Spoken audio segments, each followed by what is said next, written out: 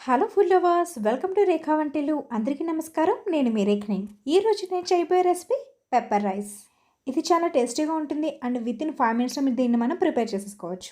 And మనం cold and cough చేసినప్పుడు ఈ రైస్ మనం ప్రిపేర్ చేసుకొని తిన్నప్పుడు మనకు మంచి రిలీఫ్ అనేది ఉంటుందండి. అండ్ దీని తయారీ విధానం తెలుసుకునే ముందు నా ఛానల్ కనుక మీరు సబ్స్క్రైబ్ చేసుకుని ఉండకపోతే ప్లీజ్ సబ్స్క్రైబ్ మై ఛానల్. పక్కన ఉన్న బెల్ ఐకాన్ మీరు ఎన్రోల్ చేసుకుంటే నా అప్కమింగ్ వీడియోస్ అనేవి మీకు అప్డేట్ అవుతాయి. So let's start the process.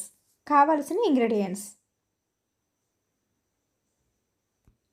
ముందుగా స్టవ్ మీద పాన్ పెట్టుకొని పాన్లో ఒక పెద్ద స్పూన్ నెయ్యి వేసుకోవాలండి. పెప్పర్ రైస్ అనేది నెయ్యితో ప్రిపేర్ చేసుకుంటేనే చాలా టేస్టీగా వస్తుంది.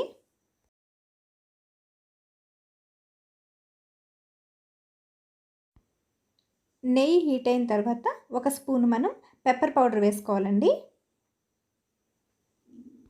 తర్వాత దీన్ని ఒకసారి బాగా కలుపుకోవాలి. ఈ పెప్పర్ అనేది నెయ్యిలో బాగా ఫ్రై అవ్వాలండి. పచ్చివాసన పోయే వరకు మనం ఫ్రై చేసుకోవాలి. మీకు తెలుస్తుంది, ఫ్రై అయిన తర్వాత మంచిటి కమ్మటి వాసన వస్తుంది. సో అంతటి వరకు మనం ఫ్రై చేసుకోవాలి. సో పెప్పర్ బాగా ఫ్రై అయిన తర్వాత దీనిలోకి కాజు నట్స్ యాడ్ చేసుకోవాలండి. సో వేసుకున్న తర్వాత ఒకసారి మనం బాగా వాటిని ఫ్రై చేసుకోవాలి.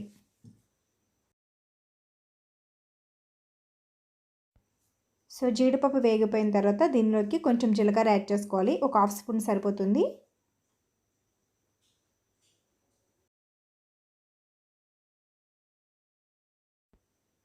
తర్వాత దీనిలోకి ఒక పచ్చిమిర్చి అండ్ ఒక ఎండుమిర్చి వేసుకోవాలండి. ఒకటి సరిపోతాయి, ఎక్కువ అవసరం లేదు. ఎందుకంటే ఆల్రెడీ పెప్పర్ మనకి ఎక్కువ ఘాటు ఇస్తాయి కాబట్టి 1 సరిపోతాయి. తర్వాత దీనిలోకి కొన్ని కర్రీ లీవ్స్ యాడ్ చేసుకోవాలి అండ్ చిటికెడ పసుపు అండ్ మన టేస్ట్కి తగ్గట్టు సాల్ట్ కూడా యాడ్ చేసుకోవాలి. యాడ్ చేసుకున్న తర్వాత ఒకసారి దాని అంతటిని ఒకసారి బాగా ఫ్రై చేసేసుకోవాలి.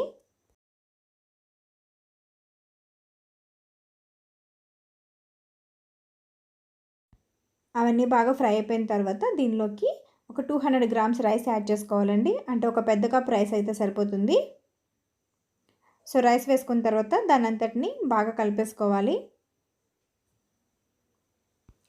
ఇన్ కేస్ ఎవరికైనా పెప్పర్ ఎక్కువ తింటే బర్నింగ్ వస్తుంది అనుకున్న వాళ్ళు ఒక హాఫ్ స్పూన్ వేసుకున్నా సరిపోతుందండి. బట్ ఇది కఫ్ అండ్ కోల్డ్ వచ్చినప్పుడు తింటే మాత్రం మంచి రిలీఫ్ అనేది ఉంటుంది. సో దీని అంతటిని బాగా కలిపేసుకున్న తర్వాత ఒక 5 మినిట్స్ దీన్ని స్టవ్ మీద ఉంచి మనం స్టవ్ ఆఫ్ చేసుకోవచ్చు. అంతేనండి, పెప్పర్ రైస్ రెడీ అయిపోయింది. సో చూసారు కదా ఎంత సింపుల్ ప్రాసెస్నో. సో కర్రీ లేనప్పుడు ఈజీగా ప్రిపేర్ చేసుకొని మనం తినవచ్చు అండ్ చాలా టేస్టీగా కూడా ఉంటుందండి. సో మీరు కూడా ఒకసారి ట్రై చేసి టేస్ట్ అనేది ఎలా వచ్చిందో కామెంట్ బాక్స్లో మెన్షన్ చేయండి. నా వీడియో కనుక మీకు నచ్చినట్లయితే please like and subscribe my channel. Thank you for watching. Bye, I love you.